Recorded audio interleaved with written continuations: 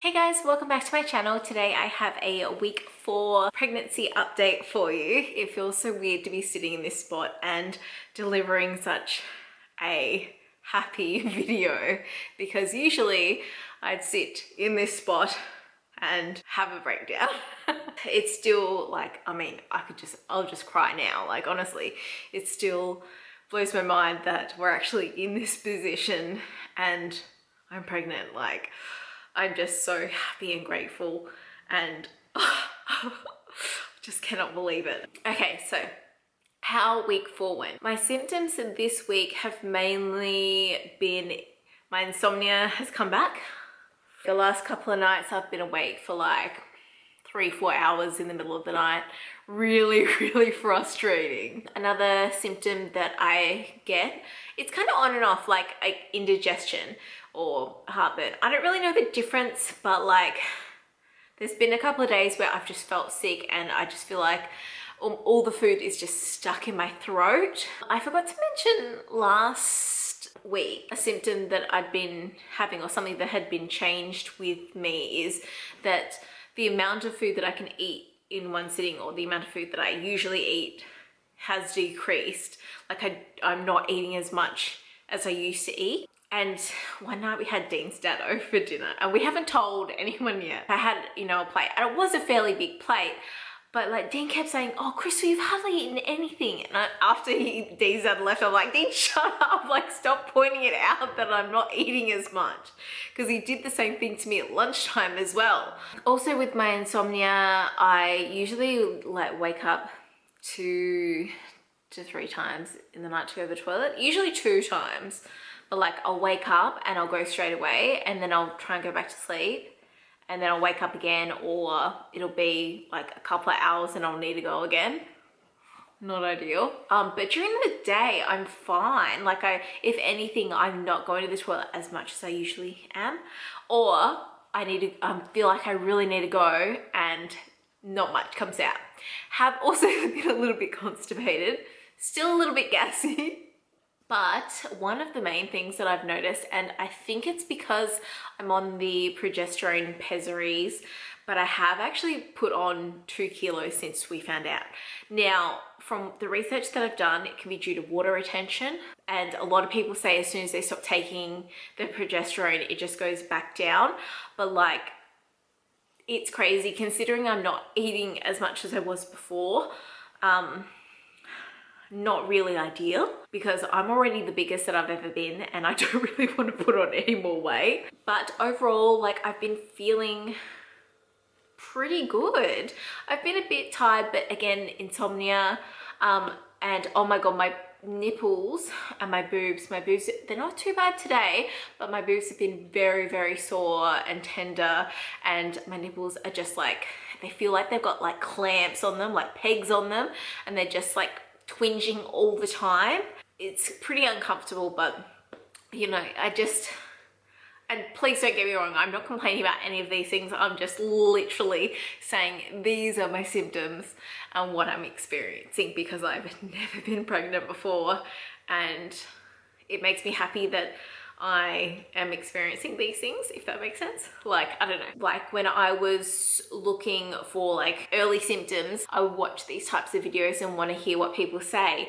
And there's a lot of things that I'm not experiencing, like extreme fatigue. So I think I'll be 5 weeks tomorrow from my last menstrual cycle. And I haven't been sick. I felt a bit nauseous at times, but I've never got to the point where I'm sick. Again, I have still been a little bit moody, but not as much as I was in the first week. Yesterday, we actually went to Bunnings to get a few things, and I have this plant like near our dining table that had been pretty much dead for a few months. Like I knew that I needed to change it out. I saw that Bunnings had these like $17.95 palms and they're like massive, so I got one to put in there, and like I'd been meaning to change this plant over for months. Like I'd been looking at this dead plant for so long. When we got home, I just asked Dean to throw out the old plant, and I was thinking that he would just do that and then I'd repot the new one. But he actually, like, because the pot is like quite big and heavy, he actually went and did it for me and then put the palm like back where it was. I was nearly in tears.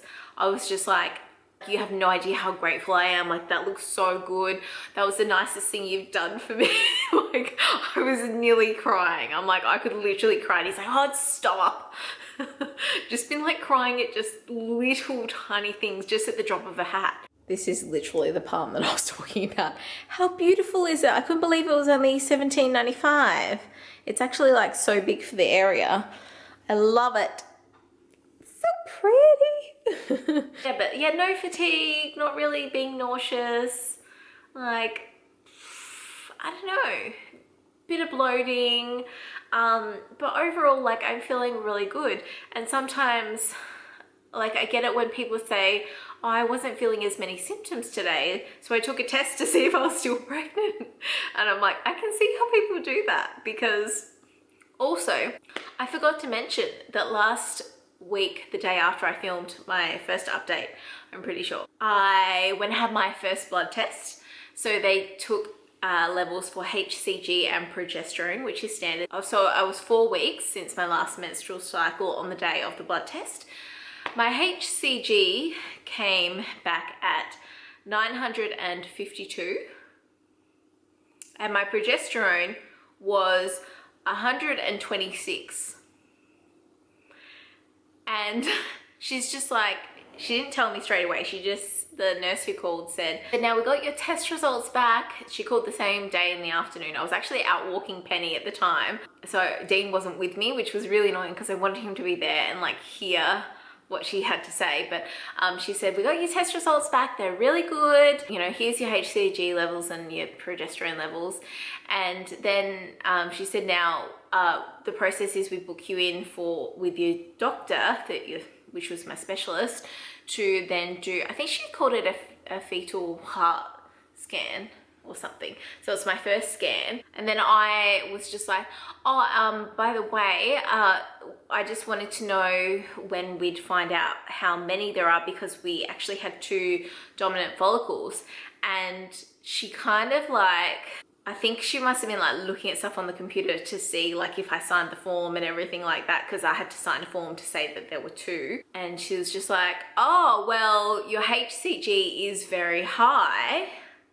Kind of like, she actually hardly said anything, but she just said at the scan with the doctor, you'll be able to find out. And then she had to put me through to someone else to book in the scan. But like, she didn't say much, and that kind of, to me, said a lot. So I think the regular HCG for up to 4 weeks is, I think it's between, oh, I don't even know. It might be like up to 200 is regular. Anyway, it's really high. So I don't know. And that doesn't always mean that high HCG means twins or multiples. It definitely does not, because there are so many people that have a high level of HCG and just have a singleton pregnancy. It happens all the time. The last point that I want to make is that I have been like nesting, I guess. I don't remember if I talked about this last time, but I've been cleaning out things like the room that we want to have as the nursery. Like, I have taken everything out of the cupboards and tried to do that. I've been cleaning out my beauty room, and I just want to clean and I want to get rid of things. I've been throwing heaps of stuff out, like, you know, just trying to, like, in my mind, I'm just like, you know, I've got to make room, and there's all this stuff that we have that I don't actually need or that I don't use. That's just taking up space, and I don't know. And I've been looking at like nursery furniture, but then I stopped myself because I'm like, no, I need to find out how many we're having and then the gender. We are going to find out the genders as soon as possible. I say genders. See, I'm already talking about having twins, or gender or genders, as soon as possible. So before I figure out the kind of furniture that I want to get and the way that I want to decorate, the theme, the color, I definitely want to find out the gender before I buy anything. And also, like, I know that our parents are really excited, and they, like, I know my mum especially will want to, you know, buy a bigger piece, like whether it be a cot or something like that. I know that they will want to have a part in that, so I just need to like slow down, because I just want to buy everything and have it all set up. And it's just like, I've got so long to go, like till December.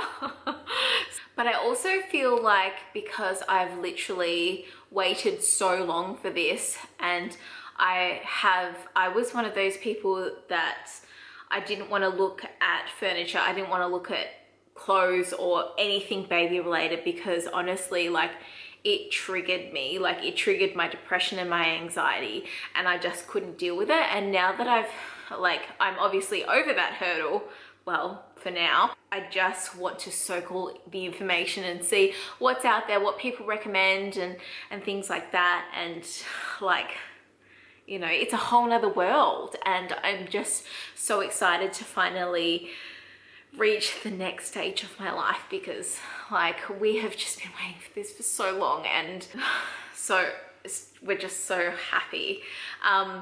So there is the 4-week update. There's basically 2 weeks until I have my scan. 2 weeks, yeah, because we're like 5 weeks tomorrow. So tomorrow will be 2 weeks until we have our first scan. Fingers crossed Dean can come in. If not, I will probably FaceTime him, and yeah, but hopefully he can come in and record it, and we can see the baby and hear the heartbeat, or the babies and hear the heartbeats. We will see. But yeah, thanks so much for watching, and I will see you guys next time. Bye.